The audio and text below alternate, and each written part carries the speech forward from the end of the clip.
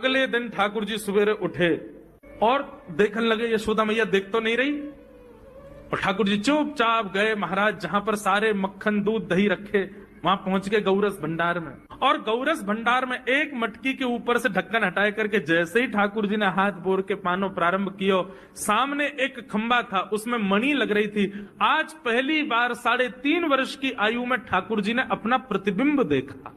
ठाकुर जी ने जैसे ही प्रतिबिंब में अपने रूप को देखा, अपने रूप को देख करके ठाकुर जी बोले, हो तू भी आयो यहां चोरी करवे? अपने आप से बात कर रहे हैं ठाकुर जी। अरे मैंने कही तो हती अपने अपने घर में चोरी करनी है, तू दारी के मेरे घर में आगो चोरी करवे?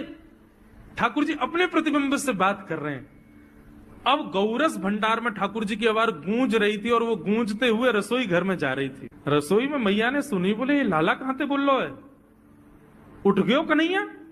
मुझको पतो भी ना चली, नूपुरन की आवाज ना आई। मैया दौड़ करके गई तो देखा ढूंढते ढूंढते गौरस भंडार में ठाकुर जी अपने प्रतिबिंब से बात कर रहे हैं। कितनी सुंदर झांकी है ठाकुर जी की। ठाकुर जी मक्खन पा रहे हैं। बोले अच्छा अब आ तो गयो है यहाँ पे, लेकिन सुन चुपचाप चोरी करके भाग जाइयो, मेरी मैया बहुत मारेगी तो को। बाकू यदि पतो चल गई तू चोरी कर रहा है तो को उखलते बांध देगी, मेरी मैया बहुत मारेगी। चुपचाप चोरी कर और निकल ले यहाँ पे। ठाकुर जी चोरी की बात कर रहे थे, यशोदा मैया ने पीछे से सुनी, लाला ओ कन्हैया। ठाकुर जी घबरा गए, मैया कैसे आ गई? हाँ मैया, कौन सी बात कर रहे हो तू? अरे मैया देख हमारे घर में चोर घुसायो है।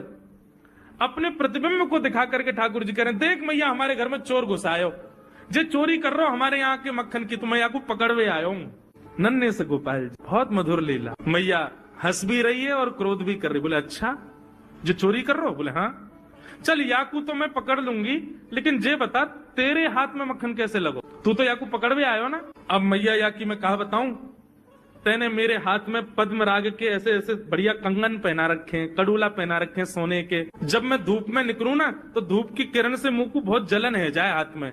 तो कल मेरे सखा मधुमंगल ने मुझसे कही, बोले लाला जे जलन तेरी दूर रह जाएगी, तू मक्खन में हाथ बोर लियो अपनो, सो तेरी जलन दूर रह जाएगी। या हमारे मैया जलन हटावे के काजे मैंने हाथ बोरो है। मैया बोली अच्छा चल लाला, यहाँ तो तेरे जलन है रही और यहाँ पे यहाँ मक्खन कैसे लगो? ठाकुर जी बोले मैया मैं अपनी जलन दूर कर रहा हूं। इतने में जन कहां एक मक्खी आके मेरे मुंह पे बैठ गई।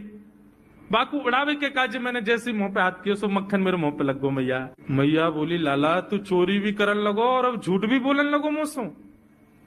ठाकुर जी ने ग्वाल वालों से कहा भैया मिशन फेल हो गया, घर में तो चोरी नहीं कर पाए हम।